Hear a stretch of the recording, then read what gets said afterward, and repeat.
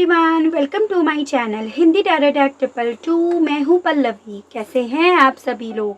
I hope आप सभी अच्छे होंगे। सो गाइस, आज मैं आप सभी लोगों के लिए लेकर आई हूँ एक और नई रीडिंग। और आज हमारी इस रीडिंग का टॉपिक है कि आप जिस पर्सन के साथ डील कर रहे हैं या जिनके लिए भी आप आज इस रीडिंग तक आए हैं, वो पर्सन कैसा महसूस कर रहे हैं आपके लिए, किस तरह की चीज़ें उनके मन में, उनके दिल में चल रही हैं आपके लिए, आपको लेकर, आपके साथ को लेकर। तो वो चीज़ें आज हम टैरो से देखेंगे। आपको बस इतना ध्यान रखना होगा कि जब यहाँ पर रीडिंग हो रही हो तो उस दौरान पे आपको अपना पूरा का पूरा फोकस अपने उसी पर्सन पर बनाए रखना है जिनको ध्यान में रखकर आप ये रीडिंग देखना चाह रहे हैं, या जिनके बारे में आप ये जानना चाह रहे हैं कि वो कैसा महसूस करते हैं आपको याद करके। ठीक है, अगर वीडियो पसंद आए, कनेक्ट कर पाएँ तो लाइक, शेयर एंड सब्सक्राइब ज़रूर करें। साथ में बेल आइकन को प्रेस ज़रूर करें ताकि आपके पास नेक्स्ट वीडियो की नोटिफिकेशन आसानी से पहुंच सके। चैनल पर पहले से ही जुड़े हुए हैं तो लाइक ज़रूर करें, कमेंट ज़रूर करें और ग्रेटिट्यूड ज़रूर दें उस यूनिवर्स को, उस डिवाइन को, जिनसे आप इस रीडिंग के दौरान अपने आप को कनेक्ट करना चाहते हैं। जो भी रीडिंग होगी वो जनरल, कलेक्टिव और टाइमलेस रीडिंग होगी। मैरिड, अनमैरिड कोई भी पर्सन ये रीडिंग देख सकता है। ऑल साइन बेस्ड यहाँ पर रीडिंग होगी, जेंडर स्पेसिफिक नहीं होगा, यानी कि लड़का या लड़की कोई भी रीडिंग देख सकता है। कहीं कहीं पर आपको एनर्जीज वाइस वैसा लगेंगी, यानी कि पॉसिबिलिटी है आपको ऐसा लगे कि ये एनर्जीज आपकी ही हैं, क्योंकि एनर्जीज चेंज होती रहती है। पर्सनल रीडिंग लेनी है आपको अगर, तो आपको एक ईमेल आईडी दिखाई देगी hinditairodeck222@gmail.com, तो उसके माध्यम से आप मुझ तक रीच आउट कर सकते हैं। उसके अलग मेरा कोई और पर्सनल नंबर नहीं है। तो चलिए देखते हैं। गाइड कीजिए universe, please divine, please archangels, please holy angels, please spirit guide, मुझे गाइड कीजिए। बताइए व्यूअर्स के पर्सन कैसा महसूस करते हैं व्यूअर्स को याद करके। गाइड कीजिए, बताइए। Healer of the ages, envy, guide कीजिए। बताइए कैसा महसूस करते हैं ये पर्सन व्यूअर्स को याद करके। गाइड कीजिए। जर्नी, हॉस्टैलिटीज, गाइड कीजिए। बताइए universe. Attachment and bottom of the deck है द थिंकिंग वुमेन। गाइड कीजिए universe, please divine, please archangels, please holy angels, please spirit guide, मुझे गाइड कीजिए। बताइए व्यूअर्स के पर्सन कैसा महसूस करते हैं व्यूअर्स को याद करके। गाइड कीजिए यूनिवर्स, बताइए। रीच आउट, कैसा महसूस करते हैं ये पर्सन व्यूअर्स को याद करके। यूनिवर्स गाइड कीजिए। बताइए फ्लो, गाइड कीजिए। बताइए यूनिवर्स कैसा महसूस करते हैं। चैलेंजिंग टाइम, गाइड कीजिए। बताइए कैसा महसूस करते हैं ये person. Seek the truth and helpless and hopeless. तो सबसे पहले एनर्जीज डिस्कस करेंगे। ये जो भी एनर्जीज आपको बताई जा रही हैं ये उसी पर्सन की हैं जिनको ध्यान में रखकर आप ये रीडिंग देख रहे हैं।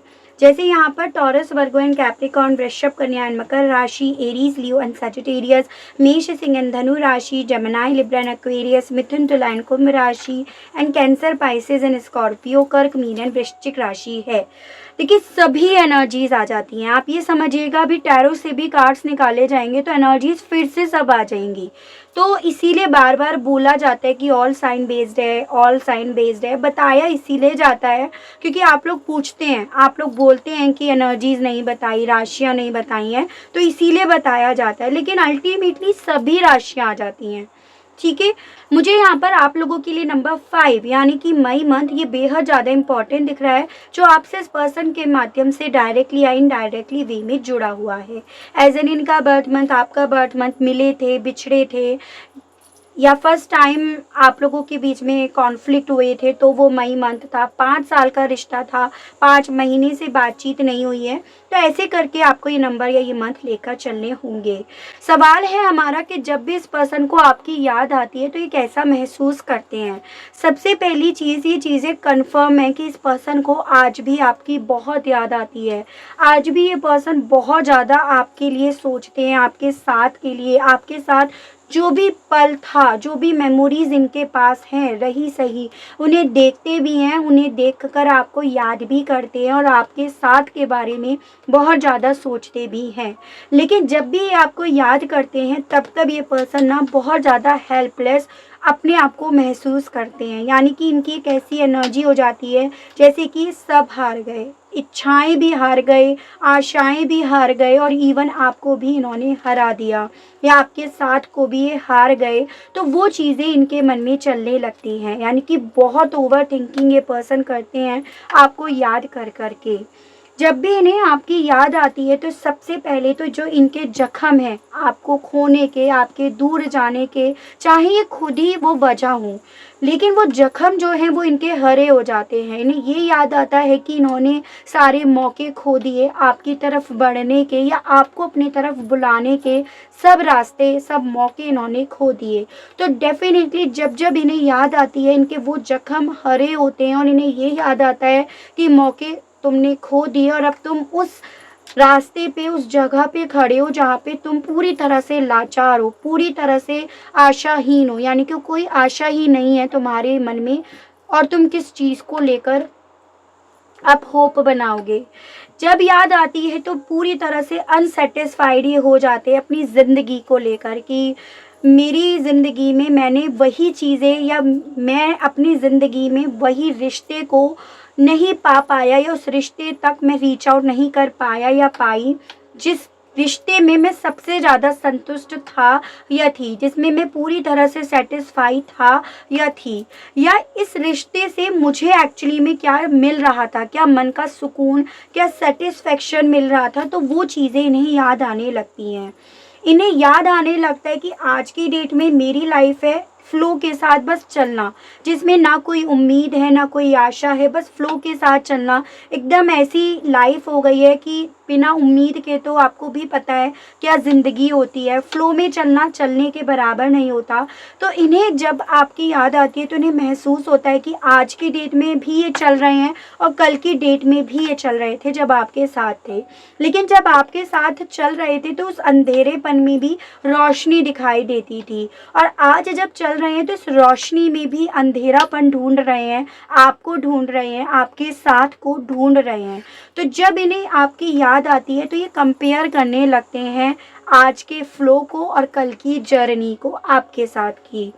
इन्हें ये समझ में आने लगता है आपको याद करने के बाद कि बुरा वक्त आज है, चैलेंजेस आज हैं। ये पर्सन डेफिनेटली पॉसिबिलिटी है कुछ लोगों के केस में कि एक वक्त में इन्होंने आप दोनों के बीच में ऐसे हालात क्रिएट कर दिए थे जिसमें आप दोनों को ऐसे लग रहा था कि ये हमारा चैलेंजिंग टाइम है, ये हमारा बुरा वक्त है, जो आप लोगों के बीच में चीज़ें चल रही थी। लेकिन अब जब ये सब चीज़ें खो बैठे हैं तब इन्हें समझ में आता है कि नहीं, बुरा वक्त या चैलेंजेस तो ये हैं, असली में ये हैं। और अब ये लड़े तो लड़े किससे, क्योंकि अब तो आप हो ही नहीं। तब आपसे लड़कर अपने मन को हल्का कर लेते थे, आप दोनों आपस में बहस करे, आपने एक दूसरे को कुछ बोला लेकिन क्लियर तो हो जाती थी चीज़ें। लेकिन अब तो वो हालात हैं कि चीज़ें सिर्फ मन में रह जाती हैं लेकिन बाहर से आपसे कुछ बोल नहीं पाते। पॉसिबिलिटी है जब चीज़ें अंदर ही अंदर इनके घुट रही हैं तो ये पर्सन काफ़ी चिड़चिड़े रहने लगे हों, काफ़ी गुस्सा इन्हें आने लगा हो, फ्रस्ट्रेट होने लगे हो, ये इसकी भी पॉसिबिलिटी है। जब इन्हें आपकी याद आती है तो बेसिकली इन्हें याद आता है कि ये आज तक आपसे अटैच्ड हैं। वो सच्चाई जो इन्होंने कहीं ना कहीं पर्दे के पीछे, अपनी ईगो के पीछे, या फिर आप ये कह सकते हो अपने घमंड के पीछे जो इन्होंने छुपाई ना, वो खुल जाती है, वो दिख जाती है। वो पर्दे से रोशनी बाहर निकल कर आती है और उस रोशनी में इन्हें ये समझ में आता है कि नहीं, ये अटैच तो आपसे, आपकी यादों से, आपके साथ से अभी भी हैं। उस सच्चाई से इनका सामना होता है जब जब इन्हें आपकी याद आती है तो, या इन्हें इन चीज़ों का एहसास होता है कि ये आज भी आप ही के साथ अटैच्ड होना चाहते हैं, आपसे दूर नहीं जाना चाहते। वो सच्चाइयाँ इन्हें दिखने लगती हैं कि जब इन्हें आपकी याद आ रही है, आपकी यादें ही इन पर इतना गहरा असर डाल रही हैं, तो डेफिनेटली अटैच्ड हैं और अभी भी आपका ही साथ चाहते हैं, अभी भी इनका दिल आप ही से अटैच्ड है। तो वो सारे पन्ने इनके खुल जाते हैं जिन्हें इन्होंने बंद करके रख रखा है या जिन्हें ये बंद करने की बार बार कोशिश करते हैं। तो वो मुझे यहाँ पर दिख रहा है। ठीक है, और देखते हैं टैरो से। गाइड कीजिए universe, please divine, please archangels, please holy angels, please spirit guide, मुझे गाइड कीजिए। बताइए जब भी व्यूअर्स के पर्सन को व्यूअर्स की याद आती है तो वो कैसा महसूस करते हैं, गाइड कीजिए। 10 of wands and bottom of the deck 4 of cups फिर से आया है नंबर 4, यानी कि अप्रैल मंथ डेफिनेटली इम्पॉर्टेंट है। तो देखिए ये चीज़ें तो डेफिनेटली हैं कि जब इन्हें याद आती है आपकी ना, तो इन्हें सबसे ज़्यादा तो ये चीज़ें खाने लगती हैं कि इन्होंने आपकी तरफ बढ़ने के और आपके इनकी तरफ बढ़ने के रास्ते, सारे मौके मिस कर दिए, सबको खो दिया इन्होंने। और जितना ज़्यादा इन चीज़ों का एहसास होता है उतना ज़्यादा कंधे पर बोझ चढ़ जाता है, उतना ज़्यादा दिल भारी हो जाता है, कंधे इनके भारी हो जाते हैं, यानी कि इनके जख्म वो हरे हो जाते हैं जिसे ये भरना चाह रहे हैं बार बार। ठीक है, एक शो ऑफ का लेप लगाकर जिन्हें ये भरना चाह रहे हैं वो इनके हरे होने लगते हैं, तो ये इनके साथ हो रहा है। तो डेफिनेटली पहली चीज़ तो इस पर्सन को आपकी यादें बहुत आती हैं और इनकी यादें ना कहीं इन्हें बहुत परेशान कर जाती हैं, अंदर से खाली कर जाती हैं, ये यहाँ पर डेफिनेटली है। 5 of cups and bottom of the deck है 8 ऑफ कप्स। जब इन्हें बेसिकली आपकी याद आती है ना, तो इन्हें ये याद आता है कि ये कैसे आपकी लाइफ से गए, कैसे इन्होंने आपके प्यार को ठुकराया, ये सोच के साथ कि ये आपके साथ ना तो खुश रह रहे हैं ना खुश रह पाएंगे, आपके साथ सेटिस्फाई नहीं हो पाएंगे, या आपका प्यार ही शायद इनके लिए सफिशिएंट नहीं है। तो कुछ तो सोच के ये गए हैं आपकी लाइफ से। तो जब इन्हें आपकी याद आती है तो वो जो कुछ की वजह से आपकी लाइफ से गए ना, वो इनको याद आने लगते हैं। अब वही चीज़ें इन्हें ना अकेला कर जाती हैं, वही चीज़ें इन्हें इस कदर डरा जाती हैं कि तुम्हारी ज़िंदगी में जो कुछ जिसके पीछे तुम गए थे वो भले हो, लेकिन तुम यहाँ पर अकेले बैठे हो, तुम्हारी लाइफ में प्यार नहीं है, तुम भले उस मुकाम पर पहुँच गए हो लेकिन तुम फिर भी उस मुकाम को हासिल कर कर अकेले ही बैठे हो। तो वो चीज़ें इन्हें फील होने लगती हैं, उन चीज़ों का इन्हें एहसास होने लगता है जो इन्हें अंदर तक खाली कर जाता है, जो इन्हें अंदर तक अकेला कर जाता है। तो वो चीज़ें यहाँ पर क्लियरली मुझे दिख रही है। ठीक है, गाइड कीजिए, बताइए व्यूअर्स के पर्सन को जब भी व्यूअर्स की याद आती है तो कैसा महसूस करते हैं ये, गाइड कीजिए, बताइए। Empress and bottom of the deck है 2 ऑफ वॉन्ड्स। सबसे ज़्यादा तो जब इन्हें आपकी याद आती है तो इन्हें याद आती है कि इनकी दुनिया ख़त्म हो गई है। ठीक है, यानी कि जिसे इन्हें अपनी दुनिया मानना था या जो इनकी दुनिया थी उसे दूर छोड़कर आगे बढ़े, किसी और दुनिया में अपनी ज़िंदगी को, अपनी लाइफ को, अपने फ्यूचर को बनाने के लिए, तो वो चीज़ें इनके मन में चलती हैं। एज एन डेफिनेटली बहुत ज़्यादा पॉसिबिलिटी है कि एक वक्त पे इस पर्सन के पास 2 ऑप्शंस रहे हैं। ये पर्सन एक वक्त पे डेफिनेटली एक ऐसे रास्ते पर, एक ऐसे क्रॉस रोड पर खड़े हुए हैं जहाँ पर इन्हें एक ऑप्शन लेना था, एक रास्ता पकड़ना था, और इन्होंने दूसरे रास्ते को इस सोच के साथ पकड़ा कि वहाँ पर मेरी दुनिया बनेगी, जबकि ये एक दुनिया छोड़कर जा रहे थे। ठीक है, और ये चीज़ें अब जब इन्हें आपकी याद आती है तो इन्हें ये फील होती है कि नहीं, दुनिया मेरी वहाँ पर ही बन सकती थी या वहाँ पर ही बनी हुई थी जिसे मैं और खूबसूरत बना सकता था या सकती थी, लेकिन अब आज की डेट में बस फ्लो के साथ चलने के बराबर या एक बोझ भार की तरह अपनी ही ज़िंदगी को ढोने के बराबर मेरी ज़िंदगी रह गई है या मेरी लाइफ की जर्नी चल रही है। तो वो चीज़ें इनके मन में चलती हैं। ठीक है, हॉस्टैलिटीज़ के मामले में गाइड कीजिए, बताइए व्यूअर्स के पर्सन का क्या सोचना है, कैसा महसूस करते हैं ये, जब व्यूअर्स की याद आती है तो कैसा महसूस करते हैं ये। 4 of swords and bottom of the deck है पेज ऑफ वॉन्ड्स।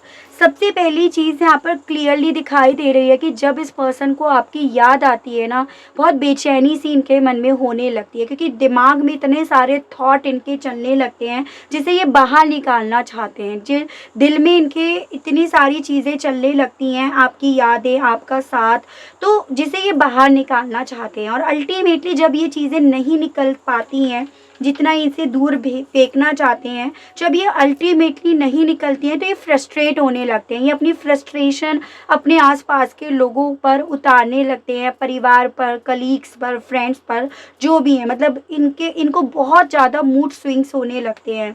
उस वक्त में डेफिनेटली इनके लिए बहुत डिफ़िकल्ट टाइम हो जाता है, क्योंकि वो चीज़ें इन्हें निकालनी है और ये निकाल नहीं पा रहे हैं। तो बहुत ऐसी सिचुएशन इनके सामने हो जाती है जिसे ये संभाल नहीं पाते। जैसे कहते हैं ना कि इंसान अपने आप को उस वक्त में गुस्से में तो स्पेशली नहीं संभाल पाता या पाती, तो वही इनके साथ होता है।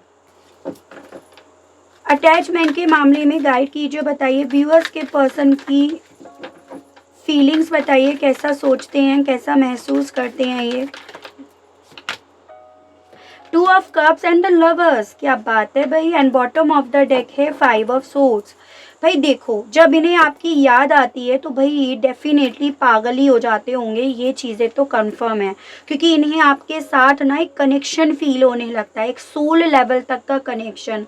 चाहे आप सोलमेट हो या ट्विन फ्लेम हो, यानी कि ये पर्सन आपकी सोल से जुड़ने लगते हैं। इन्हें ये समझ में आने लगता है कि इस दुनिया के अलग भी आप लोगों की एक दुनिया है, या आप दोनों इसी जन्म में नहीं मिले हो, आप शायद काफ़ी जन्मों जन्मों से मिले हुए हो। तो इस तरह की चीज़ें ना इन्हें बेचैन करने लगती हैं, इस तरह की चीज़ें इन्हें आपके लिए और ज़्यादा अटैच करने लगती हैं, और जितना ज़्यादा इसे सोचते हैं उतना ज़्यादा इनके सर में दर्द होने लगता है। The thinking women 5 of swords, यानी कि उतना ज़्यादा ये पर्सन ना सर में एक प्रेशर जैसा फील करने लगते हैं।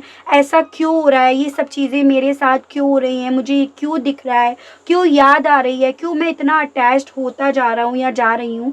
तो इतने सारे सवाल इनके मन में चलने लगते हैं, जिन सवालों का जवाब इनके पास होता ही नहीं है, जिन सवालों के जवाब के मामले में ये पर्सन अपने आप को पूरी तरह से हेल्पलेस महसूस तक करते हैं। तो वो यहाँ पर दिख रहा है, यानी कि इनके साथ ये होता है जैसे चीख कर पूछें कि भाई क्यों हो रहा है मेरे साथ, मुझे क्यों याद आ रही है उसकी। अगर मैं ही जाने वाला या वाली हूँ, मैं ही डिसीज़न लेने वाला हूँ या वाली हूँ, तो क्यों मैं आज भी दिल के मामले में पेन तकलीफ़ फील करता हूँ या करती हूँ, क्यों मैं आज भी उसी से अटैच्ड हूँ। तो उस तरह से इनके मन में एक दर्द सा दौड़ने लगता है, तो वो यहाँ पर है क्लियरली, ठीक है। तो बहुत ज़्यादा पॉसिबिलिटी है कि पहली चीज़ तो आप इस पर्सन के ट्विन फ्लेम या सोलमेट हैं, तभी इतना ज़्यादा इनके साथ चीज़ें होती हैं, इन्हें इतनी याद आती है और इतनी ज़्यादा बेचैनी इन्हें होने लगती है, इतना ज़्यादा ये सोचने लगते हैं, ठीक है। सवाल यहाँ पर ये आता है, जब इन्हें इतनी आपकी याद आती है, इतने बेचैन ये हो जाते हैं, तो ये आपसे बात क्यों नहीं करते, आपके पास आते क्यों नहीं है, तो वो देखते हैं। गाइड कीजिए universe, please divine, please archangels, please holy angels, please spirit guide, मुझे गाइड कीजिए, बताइए 5 ऑफ सोर्स। अगर इतनी याद आती है तो व्यूअर्स के पर्सन आखिर आते क्यों नहीं है, गाइड कीजिए, बताइए। नाइट ऑफ पेंटिकल्स, इतनी याद आने पर व्यूअर्स के पर्सन बात करते क्यों नहीं है, गाइड कीजिए, गाइड कीजिए, बताइए। इतना याद आने के बावजूद भी 5 ऑफ कप्स, गाइड कीजिए, बताइए। इतना कुछ होने के बाद यार 5 ऑफ फोन। भाई नंबर 5 आपके लिए बेहद इंपॉर्टेंट दिख रहा है, बहुत ज़्यादा। मई मंथ पॉसिबिलिटी है 5 साल का रिश्ता है आपका इस पर्सन के साथ, या 5 साल तक रिश्ता चला और उसके बाद चीज़ें बिखरनी शुरू हो गई हैं, तो इसकी पॉसिबिलिटी है। देखो बेसिकली मुझे यहाँ पर ये चीज़ें दिख रही हैं, इतना याद आने के बावजूद भी ये पर्सन आपकी तरफ इसीलिए नहीं आ रहे हैं क्योंकि इनके दिमाग को यहाँ पर कोई और मैनेज कर रहा है या कर रही है, ठीक है, जिसके लिए ये पर्सन बहुत ज़्यादा डिवोटेड हैं, जिसके लिए ये पर्सन हद से ज़्यादा डिवोटेड हैं, ट्रस्टवर्दी हैं, बहुत मानते हैं, पूजते हैं। पॉसिबिलिटी है ये जो भी इन्हें मैनेज कर रही हैं कोई मदर फिगर हो, एज एन इनकी मदर हो सकती हैं, बड़ी सिस्टर हो सकती हैं, बड़ी भाभी हो सकती हैं, महिला की पॉसिबिलिटी ज़्यादा मुझे दिख रही है। तो जब इन्हें याद आती है तो ये बेचैन तो हो जाते हैं, लेकिन इनके मैनेज करने की वजह से या इनके डिसीजंस लेने की वजह से, इनके सच और झूठ करने की वजह से ये पर्सन यादों को अपने अंदर समेट रहे हैं और परेशान हो रहे हैं।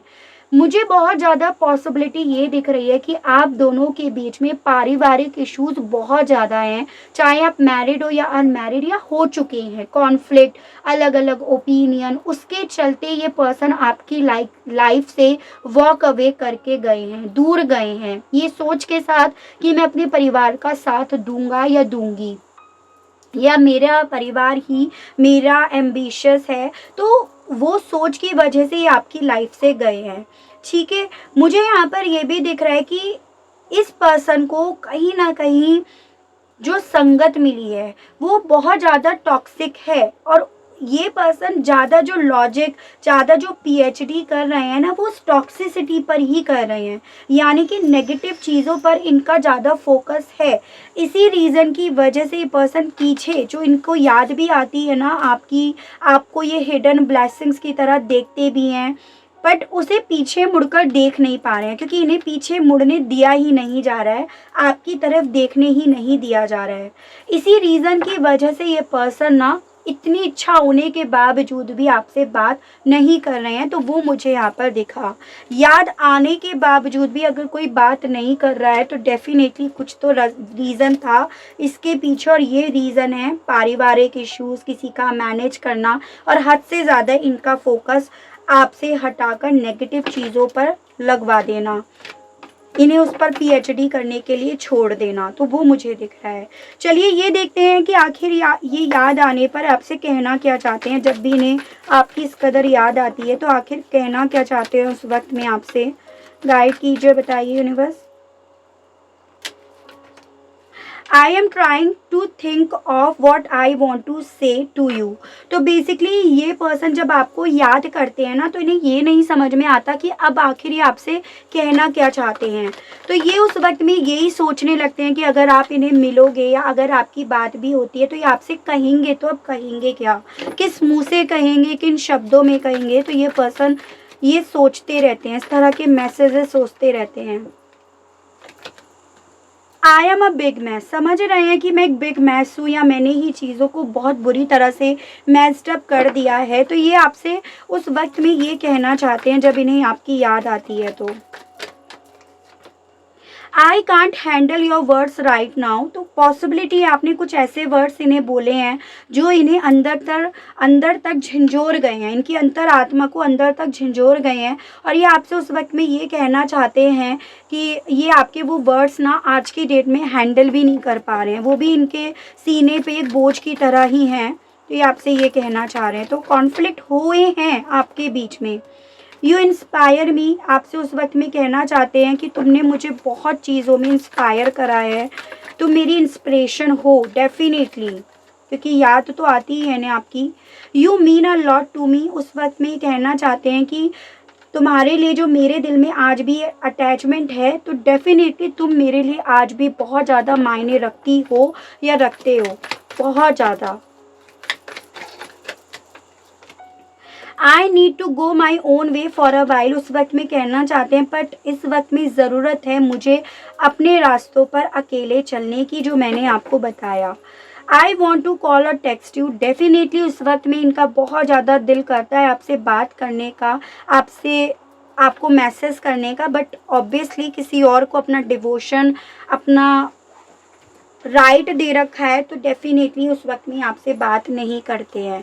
तो ये चीज़ें दिख रही हैं। ठीक है, सवाल यहाँ पर ये आता है कि चलिए ठीक है, ऐसा है, ये कहना चाह रहे हैं, क्या कोई पॉसिबिलिटी है इन सब चीज़ों के बाद ये पर्सन आपसे बात करें या ना करें। रिसेंटली ही देखेंगे कि रिसेंटली क्या कोई पॉसिबिलिटी है ये आपसे जैसे बात करना चाहते हैं तो करें या नहीं। Okay, the star and bottom of the deck है टू ऑफ वॉन्ड्स। देखो पॉसिबिलिटी तो दिख रही है कि ये पर्सन आपसे बात करें, ठीक है, क्योंकि इनकी इच्छा है आपसे बात करने की, इनके मन में ये चीज़ें चलती हैं कि आपसे बात करें।